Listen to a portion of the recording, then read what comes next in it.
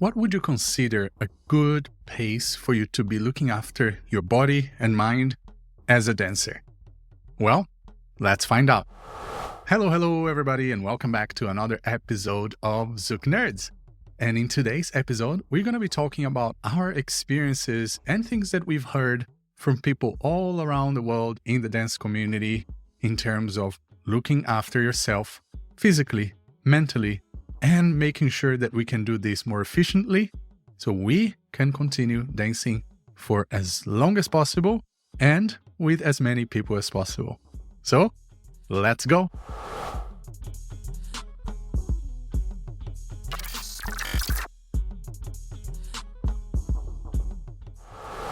Hello, everybody, and welcome back to Zouk Nerds. Here we are again.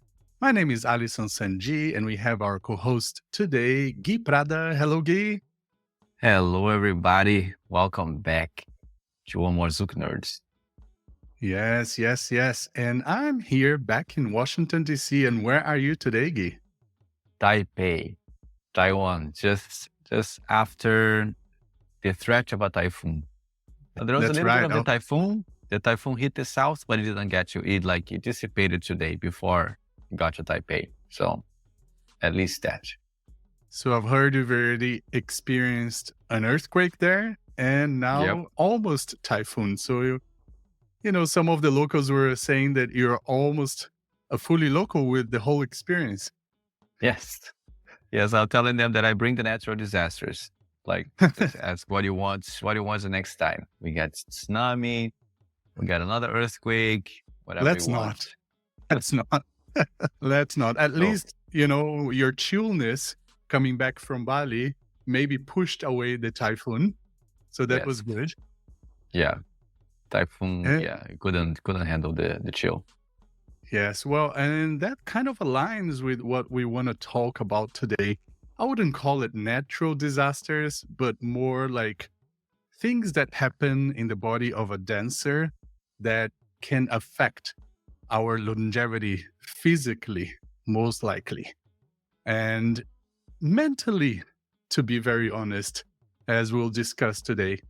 Because as dancers, whether you're a social dancer or a professional dancer, anything that happens to our body can cause us big trouble. That may be a contract, that may be finances, that may be small and big projects. And to start the conversation, how are you feeling, Guy? Yeah, so as we were debriefing before the episodes, I told Alison, oh my God, this topic comes in a perfect timing because at this very moment, I am feeling with my body functioning at maybe 30% capacity, having some stomach aches, some headaches, some pain on the left side of my neck and shoulder here. All this area is flaring up.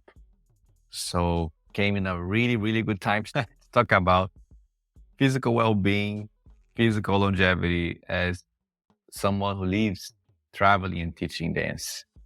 Yeah, often it's something that we don't talk about enough or at all, to be honest, unless you're very close to a dance teacher who you share some of your personal life with. But a lot of the times for us, it's very scary. And I have spoken about this in previous episode when people ask me, hey, let's go rock climbing, let's go hiking, let's go in some physical activity.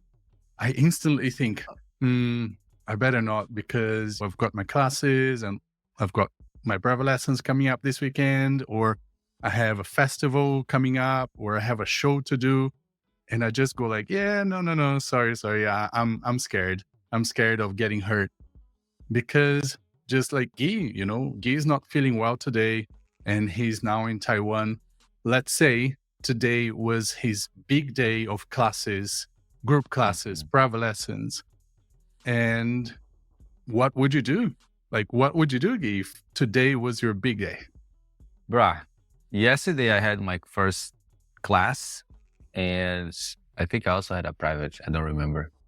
But I was already feeling a little under and you do it. I did it. And today I had another private lesson And then I had training to prepare for the workshops tomorrow and Sunday.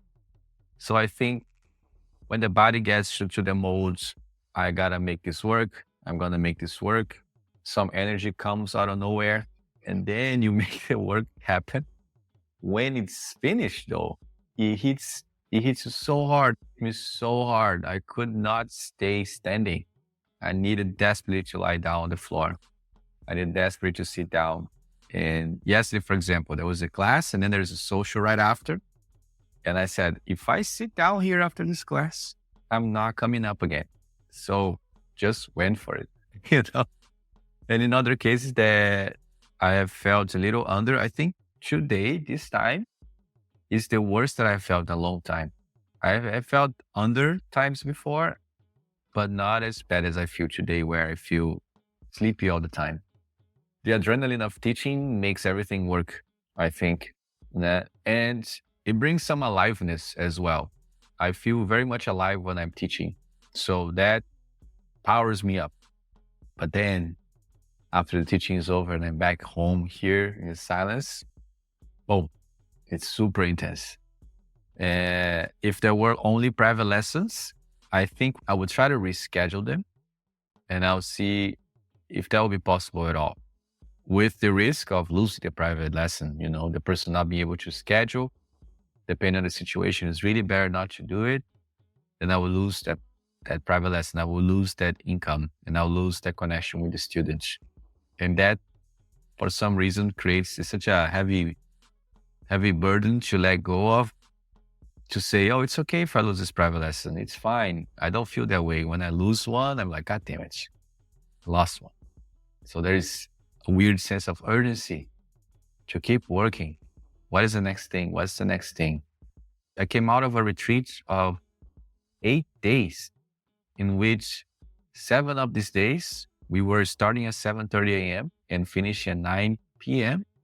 If we don't count the social dancing, they'll go all the way to 12 a.m. It was very, very long days. So it felt like I was never rested.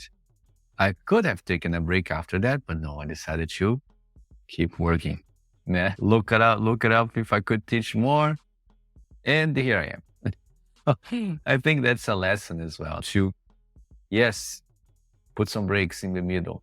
Spend the whole 2 days without doing absolutely nothing. Become a vegetable, a broccoli that sits on the couch and just stares at the window. That's so important. But I don't do what I recommend. So I'm telling that to myself more now that I'm telling everybody listening. What about you, Master? How do you go about these things? I know your boundaries are much better than mine. So how do you go about that? I would say my physical boundaries are stronger nowadays, or they're more defined, and I respect them a lot more. But my psychological, mental, and stress boundaries, not so much. Well, right now, if I could pan the camera around my room here, you would see pretty much an after typhoon situation, because there's things everywhere, because I'm packing for our first ever Brazuki Germany, which is going to be happening next week, and I will be on the flight in a couple of hours. So this morning I woke up at about 4:40, 5 o'clock in the morning, after going to bed at about 12:30 in the morning or something, just because of logistics stress. I was thinking, okay, do I have this? Do I have that? Have I done this? Have I done that? And so, yes, nowadays for me, this is really what's bothering me the most.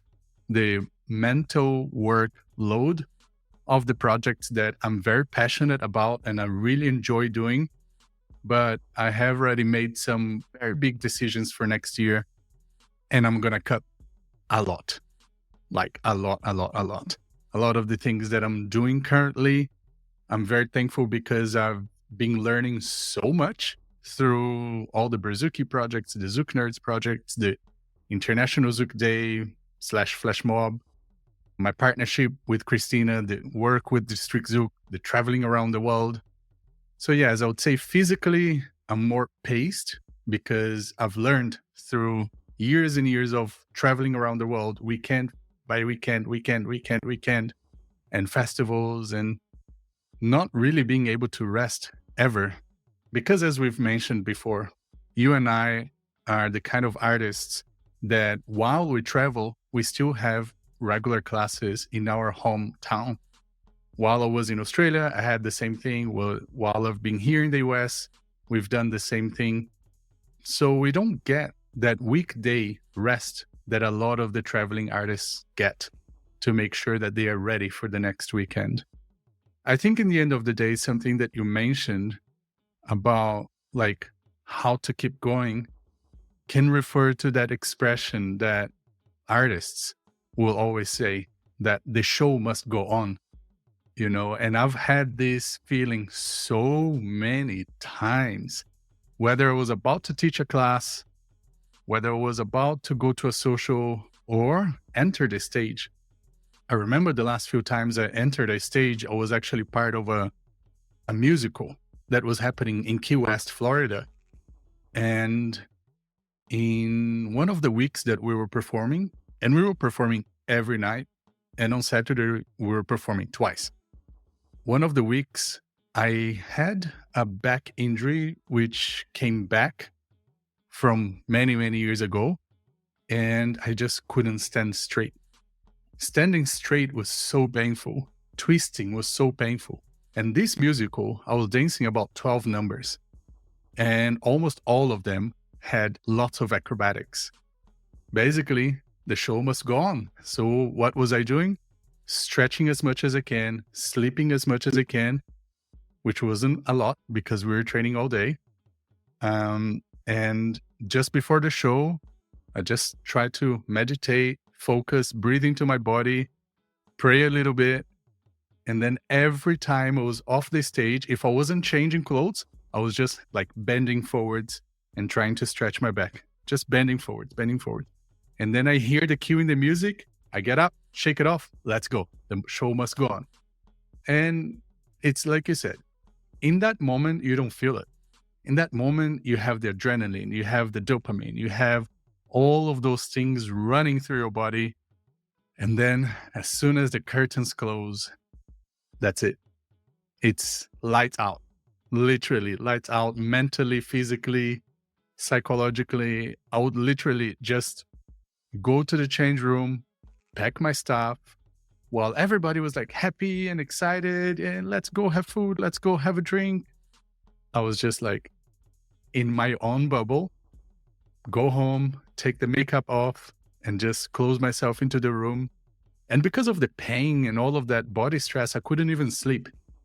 But I needed that time alone, because if I cannot sleep, at least I need to rest mentally or psychologically to face the next day that I knew it was going to be painful. And in the end of the day, there's so many layers as to why we don't say no. It's the same thing I would say for a social dancer who wants to go to a social, or they are at the social and maybe they are not feeling great. Their body is not feeling great. But when somebody asks them for a dance, they will say yes. They know they should say no, but they will still say yes. Because of the psychological feeling of, I don't want to not meet somebody's expectations. I don't want to not be there for somebody when they ask me for something. And so many other psychological layers and emotional layers. But the other one is that when you're an artist, self-employed, as we are, this one day of work that we're missing, or this one afternoon, or maybe 1 hour of work, could be your entire income for the week.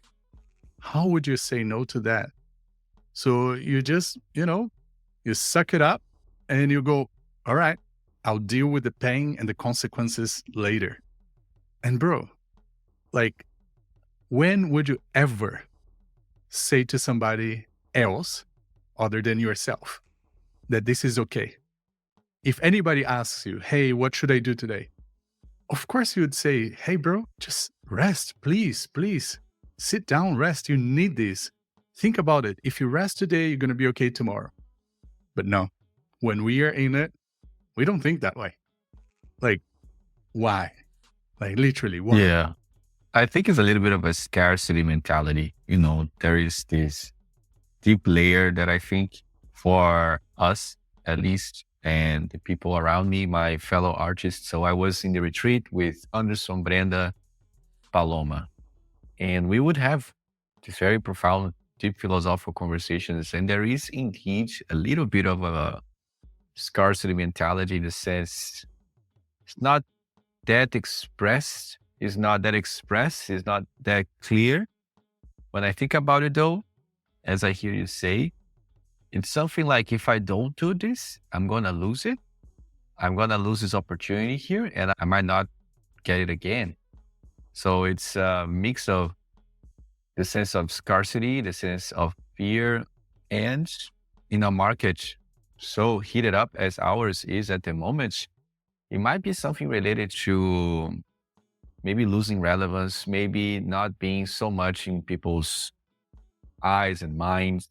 So we wanna say yes to all of the things, more exposure as well. So we are there, people are looking at us, we are looking at the people, we interacting with them, and blah blah blah. I do think though that as the years go by, we need to give some attention to ourselves in a more intentional, careful, explicit way. Establish that boundary super clearly so that the people who are interacting with us are able to see and respect that we are doing that for the good of the work as a whole. If we are rested, if we are full, when the students come to dance with us or when we go to teach them, we come with full energy. So they get more. So that's the thing that I've been thinking about. There is the Alan Watts philosopher that I like listening to. Do you know Alan Watts? You heard of him? Nah. I've heard of him, but I haven't really followed or really listened to anything yet. It's really interesting. He has some really, really profound talks. And one of them talks about consciousness. And in making an analogy for us to understand what consciousness is, he talks about you only notice that you have an eye when you cannot see. You only notice that you have a nose when you cannot smell. And I only noticed that I had feet when I had an injury on my feet and I could not use it at its full capacity. I would step on the floor and I feel that the nerve pinching on my metatarsal. It was only then that I realized I need to take care of my feet. I need to put it up after the day. I need to wear shoes where my toes have space. I need to buy insoles. None of this stuff crossed my mind until shit the fan. So, and then I went to talk with some of our students, even like Hermela, for example, a student at the time. And I said, I'm feeling a pain in my foot. And they say, oh, is it in between the third and the fourth metatarsal? Like they knew exactly where the pain was. And I said, yeah, it's right there. Is it on the right foot? Right foot? Is it on the left foot? And I said, yes, it is on the left foot.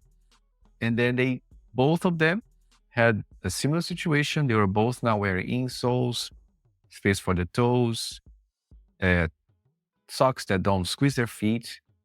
They had all these things going on. And in the way that our dance goes, like in any other physical activity, we move our body in certain very specific ways that is prone to create some tiredness or some injury in very specific parts of the body. So I developed a small injury on my metatarsal on the left foot and in the Achilles, in the tendon, in the Achilles heel, in that tendon over there on my right foot. And that's where we step the control steps. That's where we do the ta or the first chick or the 2 and the 4. So developed that injury teaching. I was in class teaching, doing slow motion walk and then felt the thing. And I could never imagine because in my head it's like, man, social dancing is a low impact activity to the body. We're chilling there. But then so many hours a week of that, it creates problem. So with that, and with this conversation right now, it just reinforces that we need breaks. And then we also need to give our bodies a very special attention, especially to our feet, our thighs, our necks, all these parts of our body that we use so much when we're dancing, especially Brazilian Zouk. Like you were saying that someone was talking to you about their knees and about their necks. Everybody's going through, so a lot of people are going through some stuff at the moment, no? Yeah, just last weekend, I was at a festival in Austin, Texas called Divergence, which was an amazing festival. And the great thing about this festival is that they prioritize sleep. I think that's a great connection to this topic. They only have classes during the day, and the social goes from like 5 p.m. to midnight. None of the socials go past midnight. So everybody gets at the very least, a good 7-8 hours sleep. Students and teachers, which is amazing. But still, because we've been working so hard from other events, my dance partner, Christina, on Saturday night, she was dancing. Nothing terrible happened. No leader injured her. But she told me that while she was dancing, she felt something. And then she was like, it's fine. And then she continued dancing and she was like, this is not fine. I'm just going to stop. And, it might be because of just repetitive stress injury, just like your foot. Just like your foot. Sometimes it's not one big impact or moment, but it's an accumulation of repetitive movements that might just fatigue some part of your body enough. And at one point, without a warning, or without us noticing a warning, because I would say our body is very smart and it does tell us, but I guess most of the times we choose to ignore. So that happened to her. And on the same weekend, Ifosa, our friend DJ Ifosa from New York, dancing, and then suddenly felt something on his knee. That's it. Out for the weekend, or hopefully not very long, but at least for a week or two. And this happens all the time with dancers from any level, but especially the ones that are doing this in a full-time job or in a at least part-time job with high intensity in a very, very busy schedule. And yes, in terms of like physical body, nowadays I do schedule my year in a way that I have rest. Psychologically, I don't. Mentally, I'm always like go, go, go, go, go, go. But I do schedule my calendar in a way that I'm traveling like for a month, maybe a month and a half, and then a month and a half or two, I'm home. And then I'll travel for a month and a half, and then a month and a half or two, I'm home. And it was something that I intended to do, but it was really something that I was forced to do because of the Brazukis. Having 4 Brazukis in 1 year, I had to make sure that the month or month and a half before that specific Brazuki, I was just in one place. Because I'll tell you what, if you keep traveling, you can't do anything.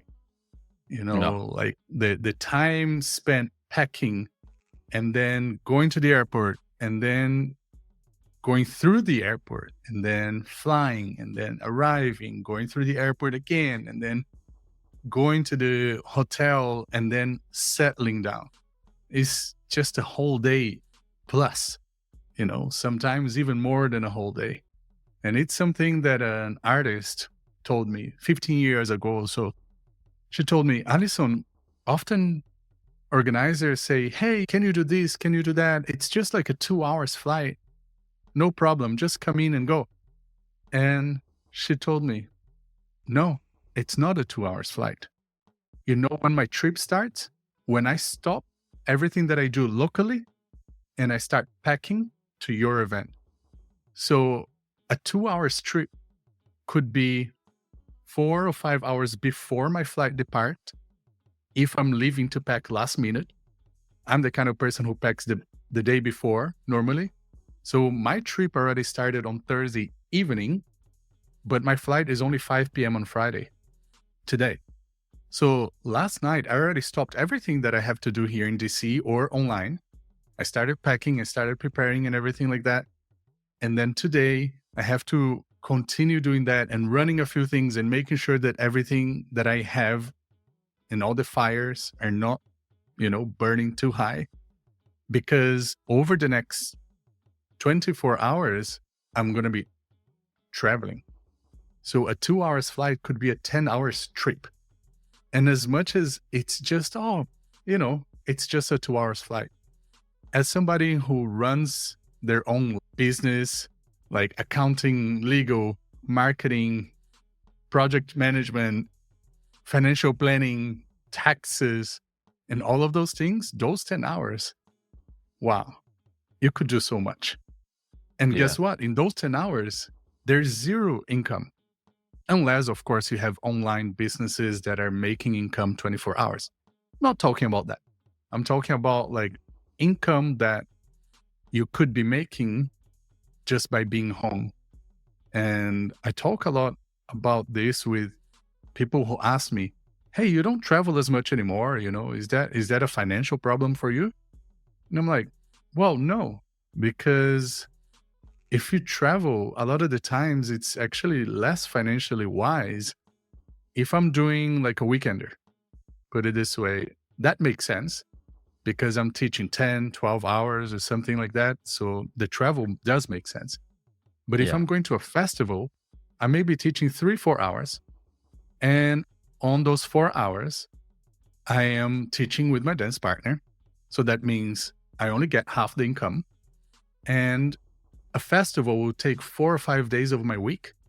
So would you, like, think about this. If you're listening or watching this, would you work for 5 days, a minimum of 10 hours a day?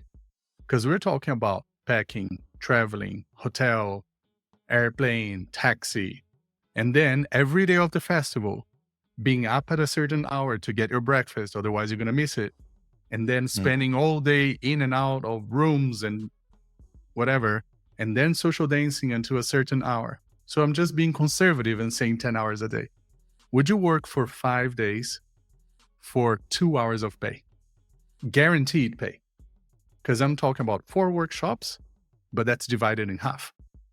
Yeah. 2 hours of pay of guaranteed income, no matter what your fee is. Of course, that's why a lot of the teachers book themselves to the limit with private lessons, because festivals are just, unfortunately, and it's not the fault of the organizer most of the times. It's just that the scale of this event is very much low cost, high volume. It's just economics, so for the festival to be that size, they need to cut costs on a lot of things, and they need to share the income and the opportunity cost with a lot of the artists that are coming. So yeah, and what you're saying before, what if we say no?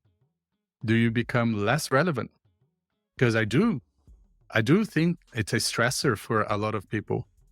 I was talking to a couple, one of the biggest names in the up and coming couples right now, over this last weekend. And we were talking about scheduling. And I'm like, guys, why don't you like have breaks and have some time to enjoy yourselves? Like, you both have private, personal life with partnerships, with beautiful boyfriend and girlfriend. And they were like, no, we can't. We can't. Like, we need to continue doing this. I'm like, no, you can't. Come on. I'm sure you can. Like, everybody loves you and everybody already knows how good you are. You don't need to keep proving yourself every week. And they said to me, well, Alison, you've been doing this for like almost 20 years. It's okay for you. For us, it's not. It's only been 2-3 years that we are like in the public eye. And I said, fair enough. When I was on their shoes, that's exactly my answer. Exactly my answer. Anytime anybody told me to slow down, within my first 10 years, anybody who told me to slow down, I would literally not even register that. I would tell them, yeah, At some point, I will. Yeah, I'm planning to. But literally, I wasn't. I was just like, I have a dream. I have a necessity. I have a need. For me, this is not, let's see if it works. In my financial situation, and like, for me, there was no second option. It was just, this is going to work. But that comes with a lot of cost. That came with a lot of cost. I have endless injuries that are always popping up. If anybody knows me well enough, every now and then I've got lower back, mid back, upper back, maybe the neck, maybe the knee, maybe the hip, simply because I didn't look after myself the way I should have.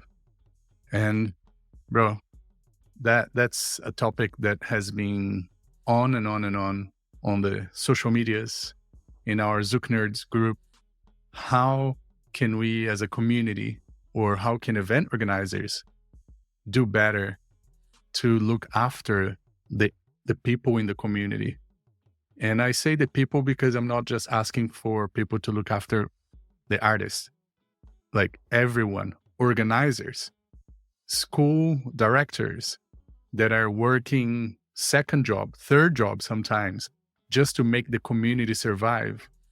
As a big example, our big mama here in District Zouk in Washington, D.C., day job, and then the school, and the school is pretty much another full-time job. It's a lot. Even when it's not physical, psychologically, it's a lot. As you can tell, I'm talking a lot because I've been living this for 20 years. Yeah, no, preach, man, preach. Because it's a very interesting topic. As you were speaking, I was remembering the other teacher that teaches at the venue that we teach in DC. I asked him when he started teaching, and he said, I started teaching 1974 or something like that, or 1960. Has been doing this for such a long time. And he's now an old man, and he's there teaching his private lessons, teaching couples. And for a long time, he was wearing a vest for his back. He had an issue with his back, and he was teaching curved like this with the vest. And that thing that was really impactful to me. I realized, man, that can happen to us. Like Maggie here in Taipei, she broke her foot, and she was teaching with a cast on her feet, sitting on the floor, figuring out a way to keep working. So there is this understanding, like you're saying, the show must go on. We got to keep going. In the end of the day, though, I think we need to relax. We need to chill a bit more, because we feel very anxious to be constantly offering things. What's next? What is next? We have to feel there is this little time here empty, and we want to fill it with stuff. For some reason, it's really hard for us to see an empty spot in the schedule and celebrate. We see the empty spot in the schedule, and there is this anxiety that comes there. There is no work in that empty spot. Therefore, this is not happening. This is not happening as well. Oh my gosh. And then we are supposed to rest. It's really difficult. So I actually feel happy when I see empty moments in my calendar. Yeah. I'm at that old age that I really do. I'm thinking about my next few weekends available, which will be like in December, I think. And I'm like, yes, I can't wait for this. And that's something that I actually learned when I quit dance. Basically, if you don't know this, in 2016, I quit dance for about a year because I burnt out. Literally burnt out. I just couldn't do it anymore. And I got another daytime job. I was working finance and investment. And during that time, I did a lot of therapy, and I read lots of books. And one of those books about, managing your calendar, managing your life, taught me something that I do religiously. Before I open my calendar, I block all of the time off that I want. Weekends off just for myself, literally just me, myself, and I. Weekends off with friends, with weekends off with my girlfriend, weekends off with family, and I decide how many travels I will do, how many international travels I'll do, how many interstate travels I'll do, how many classes I want to teach per week. And I really put that in. And once that's set, here's the catch. You must not change that for no money in the world. Because it's easy to do that. But most of the times, it's very easy to scratch that when somebody offers you work. Oh, yeah. I And did that that's the this thing. year. Yeah, and that's the thing. You have to make a promise to yourself when you look at the calendar and say, I promise to myself to respect my choices and my calendar more than any work or any guilt that I might feel for saying no to some work or to some friend or to some family member. And that's why a lot of people hear no for me more often than they hear yes. Hey, Alison, do you have this time off? Yes, I have time off. Oh, let's do something. Nope. Hey, Alison, I noticed that you have this weekend off. Can we do some workshops? Can we do some classes? Can we do a social? Nope. Because when I say yes, I'm disrespecting myself because I promised myself that that was going to be a weekend off. And I'm talking about like one weekend off every 2 months. Like, I'm not being luxurious here, when most people have a weekend off every week. So when that weekend is free and somebody wants to take that away from me, I want to fight. I'm like, don't come close to my weekend. That's my weekend. Don't take it away from me. That's why I said you were better and you're much better with your boundaries. Exactly for that reason. Because I tried doing that and I was going so well. But then, Ashley, like, oh, can you do a 2-hour boot camp on a Saturday? Like, okay, it's just 2 hours. What's the problem? The benefit is that I'm still home. I'm still in DC. I'm not going to the airport. I'm just taking a bike, 8 minutes that way. Then I get to the studio. 8 minutes this way, go home. It's better. But 2 hours in one day can easily take up the whole time leading to that 2 hours that you're going to teach because of all the other stuff involved.